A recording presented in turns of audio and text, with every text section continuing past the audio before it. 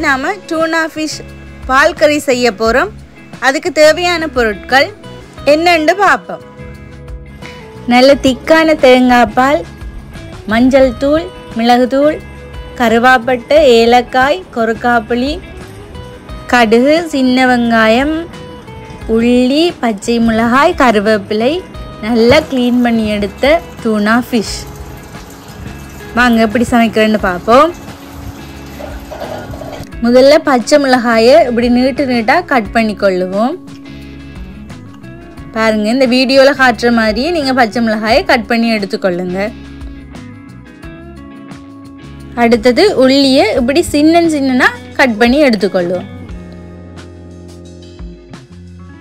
அடுத்தது நாம் வெங்காயத்தை இப்படி சின்ன கட் பண்ணி எடுத்துக்கொள்ளுவோம். சின்ன கட் பண்ணி எடுத்து போட்டால் தான் நமக்கு அதில் நல்ல டேஸ்ட் ஒன்று கிடைக்கும்.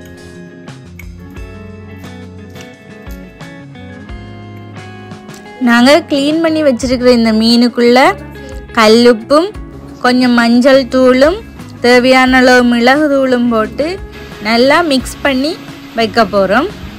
இப்படி மிக்ஸ் பண்ணி வச்சா தான் அதுக்குள்ளே உப்பிட டேஸ்ட், மிளகுட டேஸ்ட் எல்லாம் நல்லா ஊறி சமைக்கும்போது அது ஒரு நல்ல டேஸ்ட் ஒன்று தரும். நம்ம மசாலா எல்லாம் பிரட்டி வச்ச மீன் ஒரு பக்கம் ஊறிக்கொண்டு இருக்கட்டும். அந்த நேரத்தில் நாம் அடுப்பில் ஒரு சட்டியை வச்சு அதில் தேவையான அளவு எண்ணெய் சேர்த்து தாளிக்க போகிறோம். முதலாவதாக கடுகை போட்டு தாளிக்க போகிறோம்.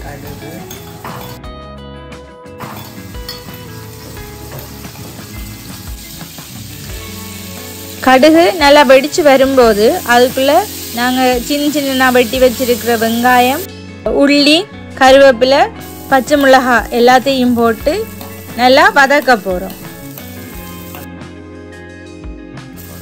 பார்த்தீங்கன்னா தெரியும், நாங்கள் இதுக்கு செத்தல் மிளகாயும் சேர்க்க இல்லை, மிளகாய் தூளும் சேர்க்க இல்லை. வாசனை பொருட்கள், கருவேப்பிலை, ஏலக்காய், கிராம்பு போன்றதை தான் சேர்க்குறோம். அதனால் இது உடம்புக்கும் நல்லது.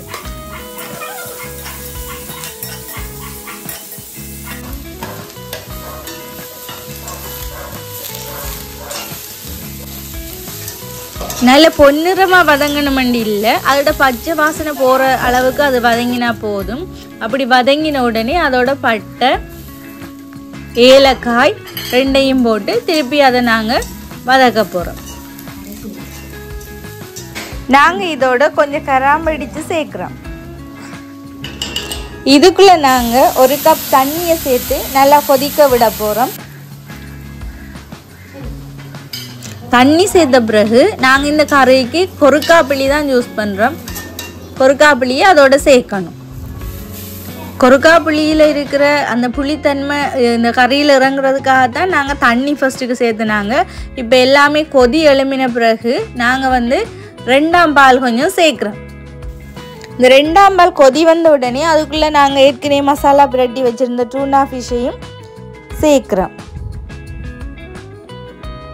இப்போ கறி நல்லா கொதிச்சு வருது. கொஞ்ச நேரம் இந்த கறியை மூடி வைப்போம்.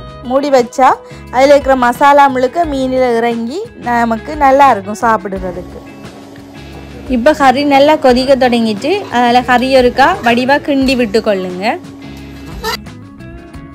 இப்போ கறி நல்லா கொதிச்சு கொண்டு இருக்குது. நாம் கொஞ்ச நேரம் இந்த கறியை மூடி வைப்போம். ஒரு 5 நிமிஷத்துக்கு பிறகு இந்த கறியை நாம் திறந்து பார்ப்போம். நல்லா கொதிச்சு கொண்டு இருக்குது.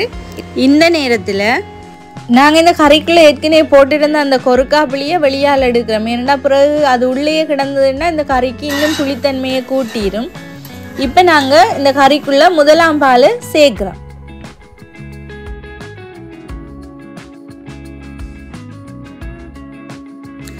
முதல் பால் சேர்த்துட்டு நாம் ஒருக்கா இந்த கறியை வடிவாக கரண்டியால் கிண்டி விட்டு கொள்ளுவோம். இந்த கொருக்காப்புளி சாப்பிடுறது உடம்புக்கு நல்லது, வாதங்கள் எல்லாம் வராதுன்னு சொல்லுவாங்க.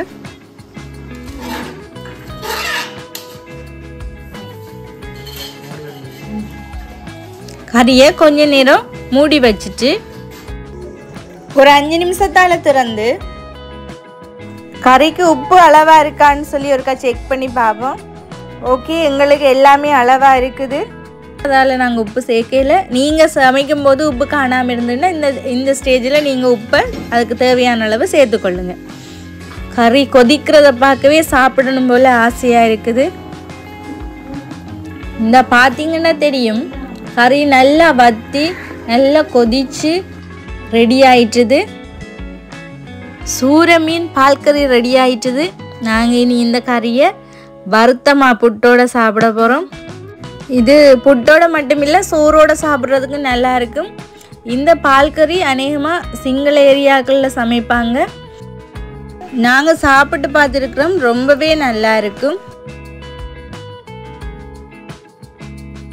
இந்த சூர மீன் பால் கறிக்கு நல்ல ஒரு காம்பினேஷன் வந்து இந்த வறுத்தமா புட்டு தான். சரி, எங்களோட வறுத்தமா புட்டும் ரெடி ஆயிட்டுது. இனி சாப்பிட வேண்டியதுதான்.